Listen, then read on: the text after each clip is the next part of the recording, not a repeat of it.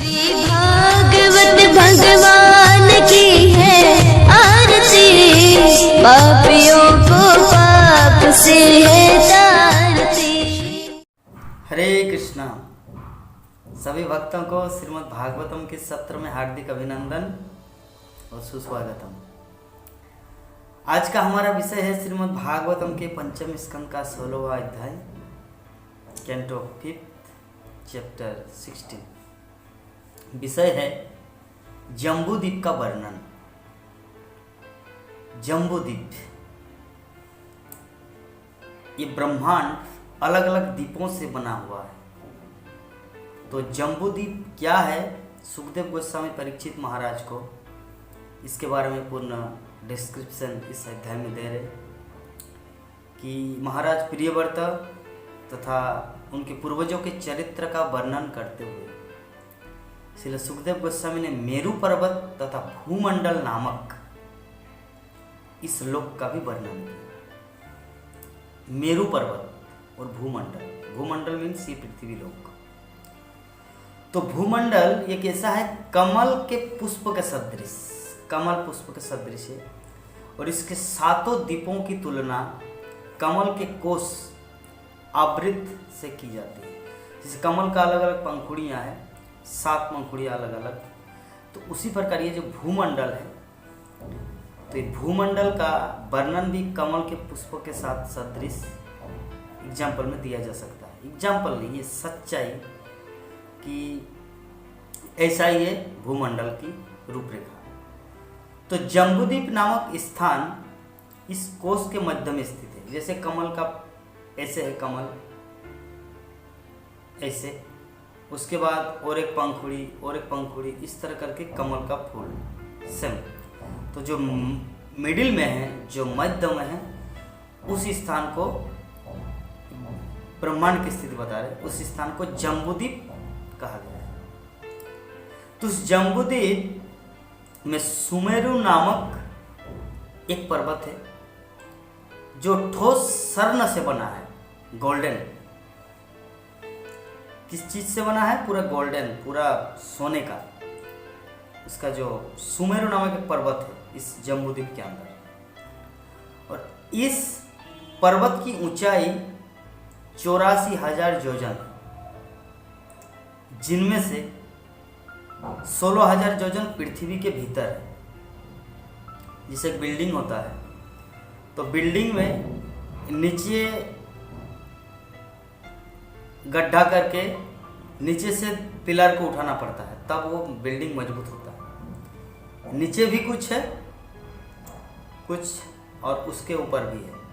जैसे हमारे TOVP, temple of the वैदिक प्लेनेटरियम, हमारे मायापुर में जो इस्कॉन टेम्पल, जो unique temple of this world जो बन रहा है, नीचे जितना ऊंचाई ऊपर में बन रहा है, उतना ही ऊंचाई, उतना ही गहरा नीचे भी खोदा गया है और नीचे से वो पिलर उठाया गया है ताकि भविष्य में कुछ प्रॉब्लम ना हो। तो ही यहाँ पर कि 84,000 योजन है जम्बूद्वीप का ये मेरू पर्वत की ऊंचाई, तो जिनमें पृथ्वी के भीतर है 16,000 योजन। और इसकी चौड़ाई कितनी है?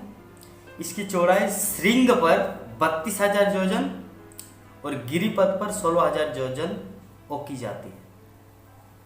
तो एक योजन लगभग 8 मील के बराबर होती है।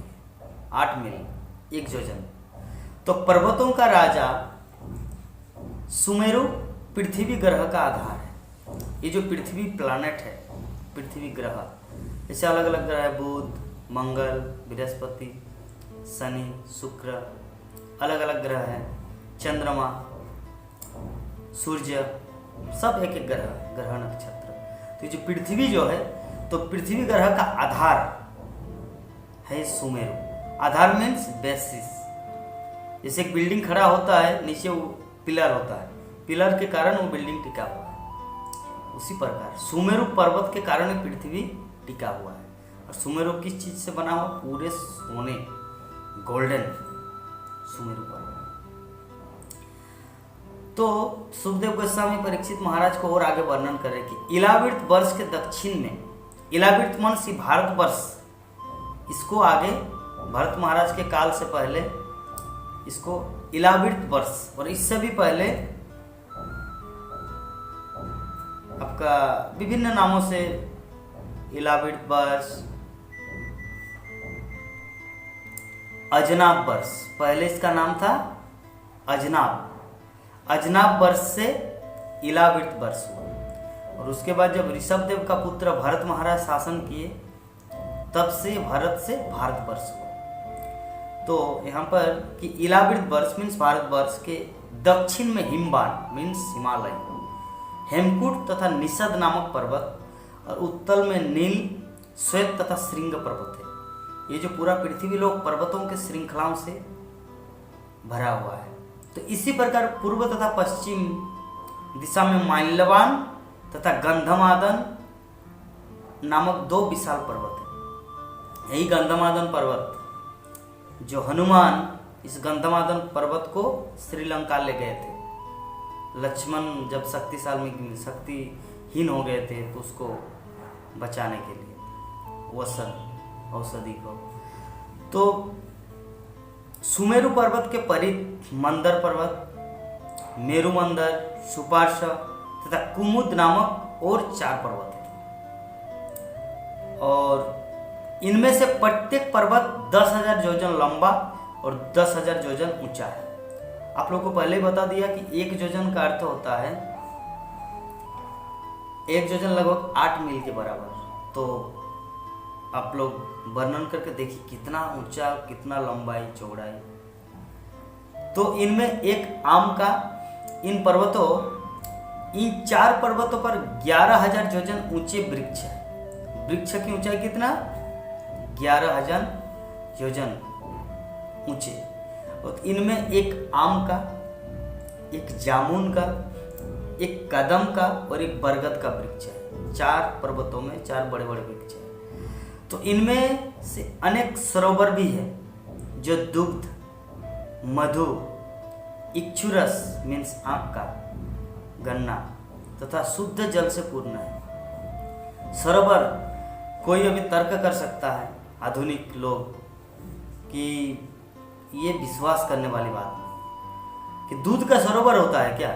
दूध का सरोवर, गन्ना का सरोवर, मधु का सरोवर।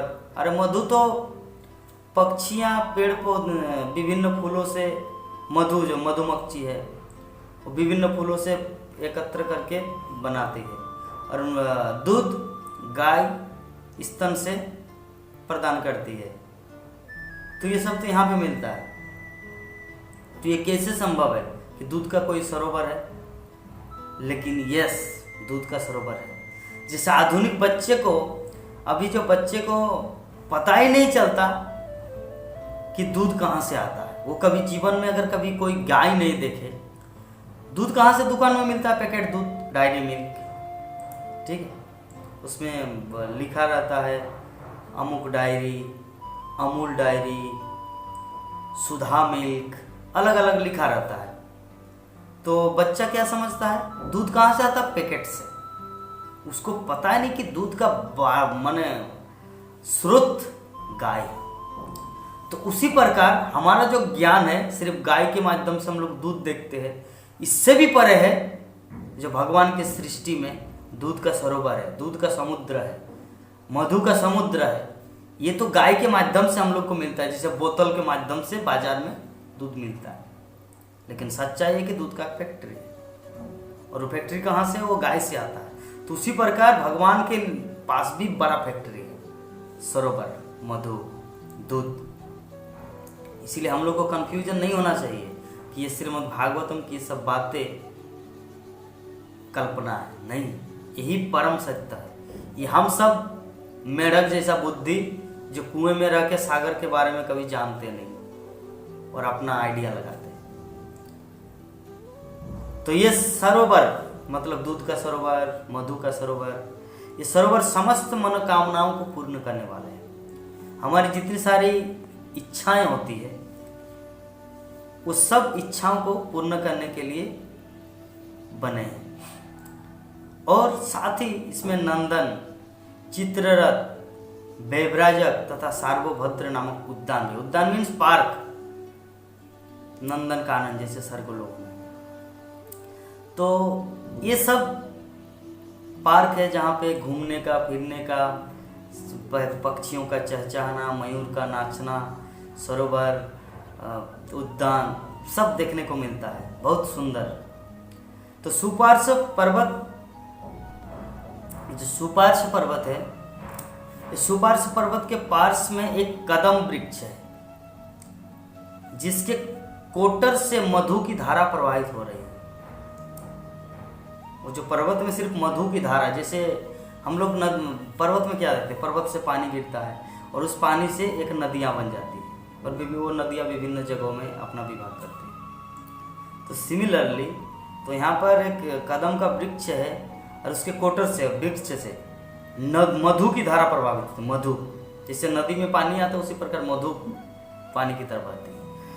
और कुमुद पर्वत पर शतबल्स नामक एक वट वृक्ष है जिसके मूल से दूध, दही तथा अन्य वांछित पदार्थों की नदियां बहती है। कुमुद पर्वत में क्या बहती है?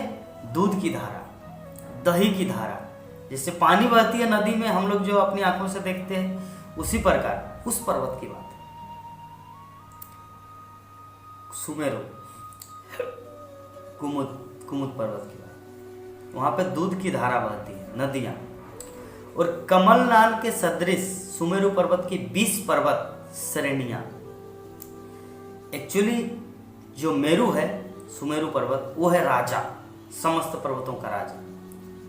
तो उनमें से उनका विभिन्न विभाग है, जैसे राजा, महाराज, सम्राट, उसी प्रकार ये सुमेरु पर्वत जो है वो सबका राजा है, वो सबका मालिक है।